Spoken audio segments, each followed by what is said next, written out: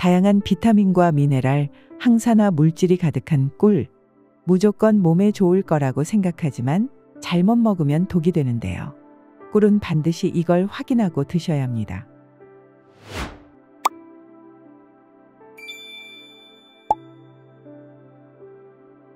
안녕하세요.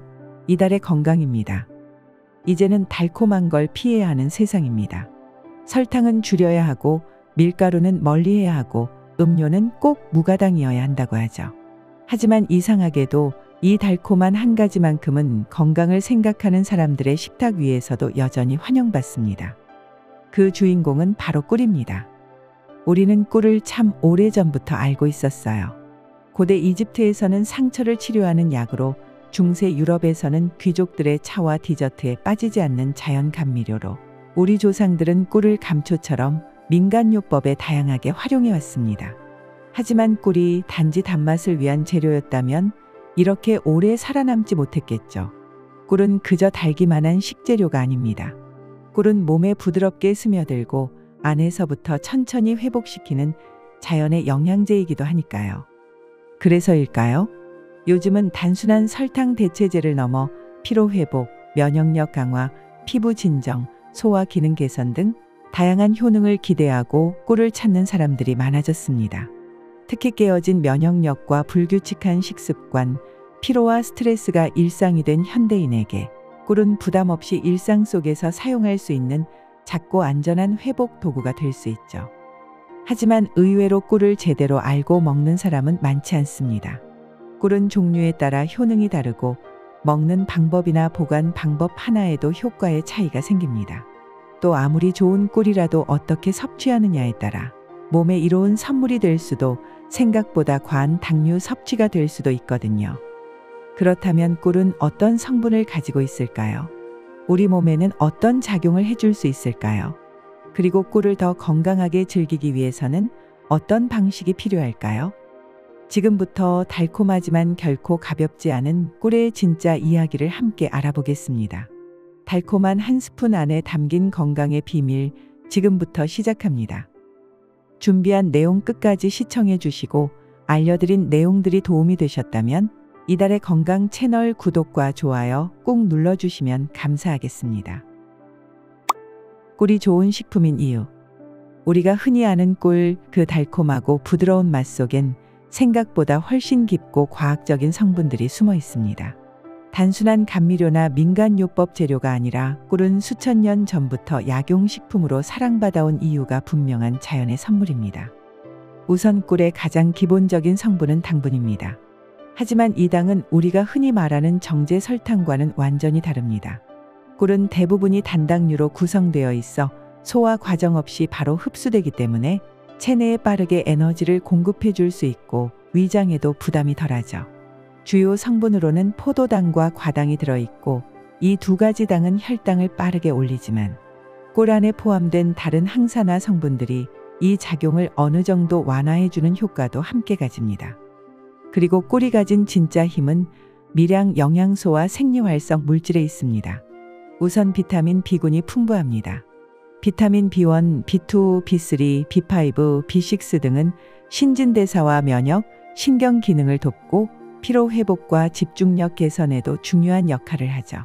꿀 한 스푼 속에는 이 비타민들이 소량씩 고르게 들어있어 꾸준히 섭취할 경우 건강 유지에 긍정적인 기여를 합니다. 또한 꿀은 각종 미네랄의 보고이기도 합니다. 칼륨, 칼슘, 마그네슘, 철분, 아연 등 몸에 꼭 필요한 미량 무기질들이 천연 상태로 포함되어 있어 피부 건강, 면역력, 뼈 건강, 호르몬 균형까지 다양하게 도움을 줄 수 있습니다. 특히 칼륨은 나트륨 배출을 도와주고 혈압을 안정시키는 데 기여하며 마그네슘은 신경 안정과 근육 이완, 아연은 상처 치유와 면역 기능 강화에 중요한 미네랄입니다. 꿀에서 빼놓을 수 없는 또 하나의 핵심 성분은 바로 폴리페놀과 플라보노이드입니다.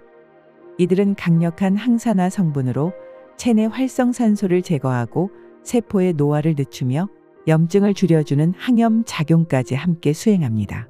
이 덕분에 꿀은 단순한 당원이 아닌 몸속 염증을 낮추고 면역력을 높이는 식품으로 분류되기도 하죠. 특히 밤꿀이나 마누카꿀처럼 진하고 향이 강한 꿀일수록 이 항산화 성분의 함량이 더 높다는 연구도 있습니다. 그리고 꿀에는 효소도 들어 있습니다. 꿀벌이 꿀을 만들며 분비하는 글루코스 옥시다아제 같은 효소는 꿀이 공기 중 수분을 만나면 과산화수소를 생성하여 살균, 항균 작용을 하게 만듭니다. 이 성분이 바로 꿀이 목감기, 상처 치료, 입안 염증 같은 데 민간요법으로 쓰이던 근거이기도 합니다. 여기에 더해 꿀은 pH가 약산성이라 장내 유익균 활동을 돕고 유해균 증식을 억제하는 역할도 해줍니다.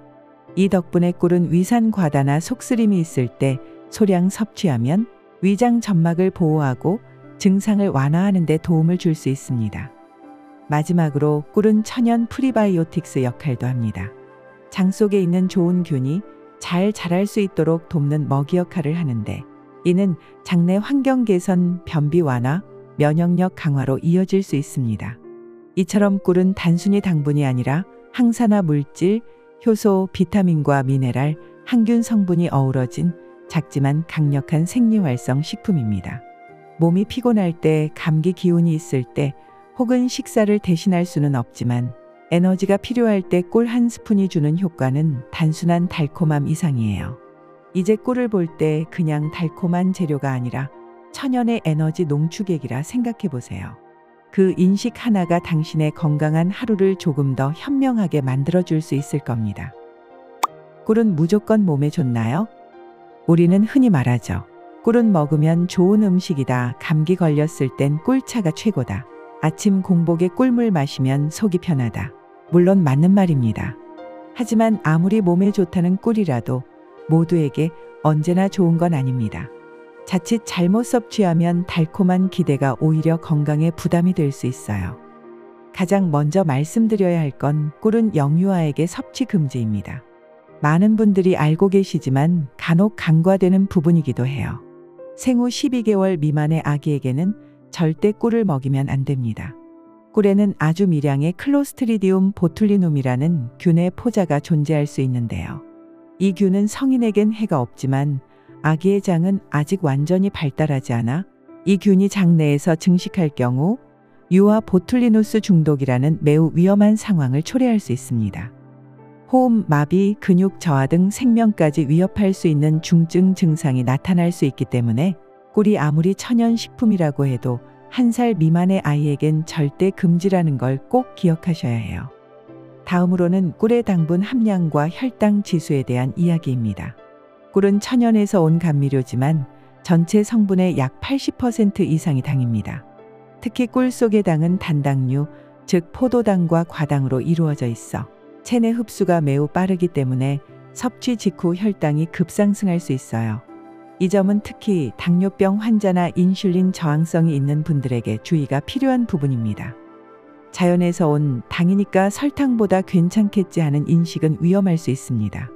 식사 중이나 직후 탄수화물과 함께 먹을 경우엔 혈당 변화가 완화될 수 있지만 공복에 다량 섭취하는 건 되도록 피하는 게 좋습니다.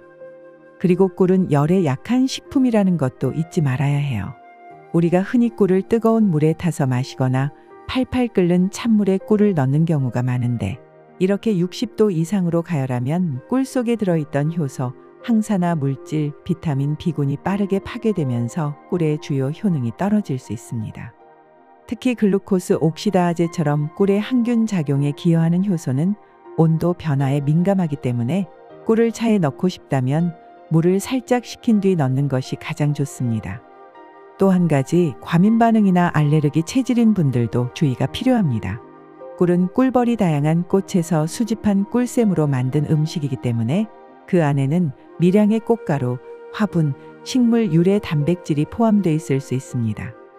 이 때문에 드물게 두드러기, 가려움, 입술 붓기, 호흡곤란 등의 알레르기 반응이 나타나는 분들도 계세요. 특히 평소 꽃가루 알레르기가 심하거나 벌독 알레르기가 있었던 분이라면 꿀을 처음 섭취할 때 소량으로 시작하거나 전문가와 상담 후 섭취하는 것이 바람직합니다. 또 꿀은 건강식으로 많이 섭취되다 보니 좋은 거니까 많이 먹을수록 좋다는 인식도 함께 따라오기 쉬워요. 하지만 꿀은 어디까지나 식품이지 약이 아닙니다. 일일 권장량은 성인 기준 하루 약 1~2스푼, 즉 10에서 20g 정도가 적당합니다. 이 이상을 장기적으로 많이 섭취할 경우 체중 증가, 혈당 불균형, 충치 발생 위험까지 높아질 수 있으니 적절한 양과 지속적인 섭취의 균형을 기억하셔야 해요. 마지막으로 하나 더, 시중에 유통되는 꿀 중에는 가짜 꿀이나 혼합 꿀도 존재한다는 점입니다. 정제당을 섞어 만든 벌꿀류는 꿀의 맛은 비슷할 수 있지만 꿀이 가진 본래의 항균력이나 항산화 작용은 거의 기대할 수 없습니다. 꿀을 구입하실 땐 원산지, 무가열 여부, 100% 천연 벌꿀 표시가 있는지를 꼭 확인해 주세요. 특히 열 처리하지 않은 로우원이나 비정제 생꿀 제품을 고르셔야 더 많은 영양소를 보존하고 있습니다. 이처럼 꿀은 아주 훌륭한 자연식품이지만 그 특성과 체질을 이해하고 양을 조절해서 먹는 것이 진짜 건강한 섭취법입니다. 한 스푼의 꿀은 면역을 높이는 힘이 될 수 있지만 그 한 스푼이 언제, 어떻게, 얼마나 자주 먹히느냐에 따라 좋은 약이 되기도 하고 때로는 지나친 당이 되기도 해요. 달콤하다고 무조건 가볍게 넘기지 마세요. 몸이 예민한 만큼 꿀도 예민한 식품입니다. 섬세하게 바라보면 바라볼수록 꿀은 더 많은 이로움을 돌려줄 수 있습니다. 여러분이 알고 있는 꿀에 대한 숨겨진 지식이 있다면 댓글로 공유해 주세요. 꿀, 이렇게 드셔보세요. 우리는 꿀을 떠올릴 때 흔히 자연에서 온 달콤한 식품이라 말하곤 합니다. 하지만 꿀의 진짜 가치는 단맛 그 너머에 있습니다. 한 스푼의 꿀 안에는 당류만이 아니라 우리 몸을 부드럽게 치유하고 회복시키는 수십 가지의 생리활성 성분이 함께 담겨 있죠. 가장 먼저 주목해야 할 성분은 바로 플라보노이드와 폴리페놀입니다. 이들은 꿀이 가진 대표적인 항산화 물질로 체내에서 활성산소를 제거하고 염증 반응을 억제해주는 작용을 합니다. 이러한 성분들은 고열에 약하기 때문에 조리법에서도 열을 피하거나 조리의 마지막 단계에서 넣는 방식이 가장 적절해요. 예를 들어 생강꿀청을 만들 때는 절대로 생강을 먼저 끓여서 꿀에 섞는 것이 아니라 얇게 썬 생강을 날것 상태로 꿀에 절여 숙성시켜야 합니다. 이렇게 하면 꿀에 있는 항산화 효소와 생강 속 진저롤 성분이 상호작용하며 자연 발효되고 이 과정에서 소화 개선, 기침 완화, 면역 증진을 동시에 기대할 수 있습니다. 생강과 꿀의 조합은 전통 한방에서도 오랜 시간 감기약 대용으로 사용되어 왔으며 특히 꿀 속의 글루코스 옥시다아제라는 효소는 생강 표면의 유익 미생물과 반응해 살균력을 높이는 방향으로 발효를 유도하게 되죠. 또한 꿀에는 소량의 유기산과 미네랄이 들어 있습니다. 이 유기산은 음식의 풍미를 자연스럽게 끌어올릴 뿐 아니라 식욕을 돋우고 장 운동을 자극하는 역할도 합니다. 이런 특징은 특히 장아찌나 나물, 무침 등의 양념의 꿀을 사용할 때 더욱 빛을 발합니다. 예를 들어 도라지 꿀 무침은 쓴맛이 강한 도라지의 사포닌 성분과 꿀의 유기산이 결합하면서 입안을 자극하지 않는 부드러운 산미와 달콤함을 만들어줍니다. 뿐만 아니라 도라지 속 사포닌은 면역세포 활성화를 유도하는 기능이 있는데 꿀 속의 당분이 이를 흡수하기 쉬운 형태로 에너지화해주며 체내 흡수력을 끌어올리는 보조 역할을 하게 되죠. 그래서 실제로 꿀과 도라지를 함께 섭취했을 때 도라지를 단독으로 먹는 것보다 기관지 진정 효과가 더 뛰어났다는 보고도 있습니다. 한식에서 꿀은 종종 고기 요리에도 사용됩니다. 대표적으로 불고기 양념에 꿀을 넣을 경우 단순히 단맛을 위한 선택이 아닙니다. 꿀에 함유된 포도당과 과당은 고기를 숙성시키는 과정에서 단백질과 결합하여 마이야르 반응을 일으키는데 이 반응이 고기의 풍미를 더 깊고 고소하게 바꾸는 데 기여합니다. 또한 꿀에는 소량의 효소와 산 성분이 있어서 고기의 결을 연하게 만들고 씹는 맛을 부드럽게 하죠. 특히 밤꿀이나 다래꿀처럼 향이 진하고 점성이 높은 꿀을 사용하면 고기 잡내를 잡아주고 조리 후 남는 양념의 맛이 깔끔하고 뒷맛이 기분 좋게 유지됩니다. 이건 단순한 조미의 영역이 아니라 꿀이 음식의 구조와 맛의 결을 바꾸는 작용을 한다는 뜻이기도 하죠. 또 하나 중요한 성분은 꿀에 들어있는 비타민 B군과 미네랄입니다. 특히 비타민 B1, B2, 마그네슘, 칼륨은 에너지 대사에 관여하고 피로 회복과 신경 안정에 도움을 줍니다. 이 성분들은 꿀을 고열에 오래 노출할수록 소실되기 때문에 밥짓기 마지막 단계에 넣거나 국이나 찌개에 넣는 것은 적합하지 않고 완성된 음식의 조미료처럼 활용하거나 조리 전 절임 형태로 쓰는 것이 가장 좋습니다. 예를 들어 깻잎 장아찌나 고추 장아찌를 만들 때 끓인 후 식힌 간장 양념에 꿀을 넣는 방식은 비타민 소실을 최소화하면서도 풍미와 항산화 효과를 살릴 수 있는 좋은 조리 전략입니다. 그리고 꿀은 소화 효소의 역할도 하죠. 디아스타아제나 인버타아제 같은 효소는 탄수화물 분해를 도와 소화 부담을 줄여주는데요. 이건 특히 기름지거나 단백질이 많은 음식을 꿀과 함께 섭취했을 때 효과적입니다. 그래서 꿀은 종종 견과류, 약밥, 찹쌀떡 등에 함께 쓰이는데 이 조합은 단순한 간식이 아니라 기름진 음식의 소화를 도우면서도 혈당의 급격한 상승을 억제하는 역할을 합니다. 마지막으로 꿀은 장 건강에도 도움이 되는 프리바이오틱스 역할을 합니다. 꿀 속의 올리고당류는 장내 유익균의 먹이가 되어 장내 미생물 균형을 개선하고 피부 상태, 면역력, 대사 조절에도 긍정적인 영향을 줄 수 있어요. 그래서 꿀은 요거트에 넣어 아침 식사로 활용하거나 현미밥이나 오트밀에 섞어 죽처럼 만들어 먹는 조리법도 추천할 수 있습니다. 특히 조리 없이 섭취하거나 저온에서 가볍게 데운 방식이 이 효과를 가장 잘 살릴 수 있는 방법입니다. 이처럼 꿀은 단순한 조미료가 아니라 음식 안에서 기능을 가진 영양소이자 조리 성분으로 존재합니다. 어떤 온도에서 어떻게 다루느냐, 어떤 재료와 함께 쓰느냐에 따라 그 효능도, 흡수력도, 음식의 영양 가치도 달라질 수 있어요. 한 스푼의 꿀이 음식의 맛을 바꾸는 것처럼 그 속에 담긴 성분 하나하나가 내 몸의 순환을 바꾸고 소화와 대사, 면역력에 은은한 울림을 줄 수 있습니다. 오늘부터는 꿀을 단지 달콤한 것이 아닌 살아있는 식재료로 바라보며 식탁에 올려보세요. 그 차이를 몸이 가장 먼저 알아차릴 겁니다. 우리는 종종 건강을 멀리서 찾곤 합니다. 특별한 약이나 이름 모를 수입 영양제에서 해답을 구하려 하고 복잡하고 어려운 건강 정보를 뒤쫓느라 정작 가까운 곳에 있는 해답은 놓쳐버리기도 하죠. 하지만 오늘 다시 꿀을 바라보면 알게 됩니다. 그저 달기만 한 감미료로 여겼던 꿀 한 스푼 안에 얼마나 많은 자연의 치유력이 담겨 있었는지를요. 천천히 숙성된 꿀 속에는 꽃이 피고 꿀벌이 날고 시간이 흐르며 만들어진 자연의 정성이 녹아 있습니다. 그리고 그 정성은 단지 입맛을 위한 단맛이 아니라 내 몸을 위로하고 회복시키는 힘이 되는 영양소로 연결되어 있습니다. 플라보노이드로 노화를 늦추고 폴리페놀로 면역력을 키우고 천연 효소와 미네랄로 소화와 장 건강을 도우며 식탁 위에 나물 한 접시, 불고기 양념 한 숟갈 속에서도 우리는 꿀을 통해 조용히 건강을 누릴 수 있습니다. 중요한 건 대단한 레시피가 아닙니다. 나를 위한 마음 그리고 내 몸의 소리에 귀 기울이는 작은 실천 하나예요. 음식을 할 때 설탕 대신 꿀을 써보는 일, 아침에 찬물 대신 따뜻한 꿀물을 한 잔 마시는 일, 생강이나 도라지에 꿀을 살짝 곁들이는 일. 그 사소해 보이는 선택 하나가 오늘의 나를 덜 지치게 하고 내일의 몸을 더 건강하게 만들 수 있습니다. 오늘 알려드린 내용을 정리해드리면 첫 번째, 꿀은 항산화 물질, 효소, 비타민과 미네랄, 항균 성분이 가득하며 두 번째, 영유아의 경우 꿀을 섭취하면 절대 안 됩니다. 세 번째, 건강에 좋은 음식이지만 적정량을 지키며 먹는 것이 좋고 네 번째, 되도록 조리 없이 먹거나 식힌 후 첨가하는 것이 바람직합니다. 우리는 건강을 위해 언제나 큰 결심을 해야 한다고 생각합니다.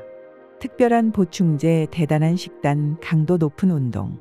하지만 정작 진짜 변화를 만드는 건 그렇게 거창한 결심이 아니라 매일매일 무심히 반복하는 사소한 선택들입니다.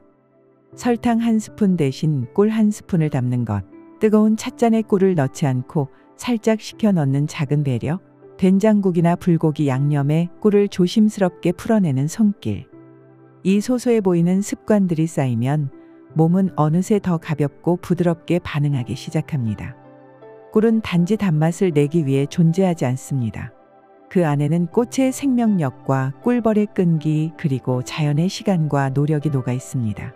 우리가 그 꿀을 식탁 위에 올린다는 건 자연의 깊은 치유력을 내 몸속으로 들이는 일입니다.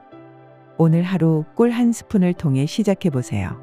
조금 덜 자극적이고 조금 더 부드러운 선택을, 조금 덜 서두르고 조금 더 다정하게 몸을 돌보는 하루를. 그 한 스푼의 부드러움이 쌓여서 피부를 맑게 하고 속을 편하게 하고 마음을 가볍게 만드는 날들이 찾아올 것입니다.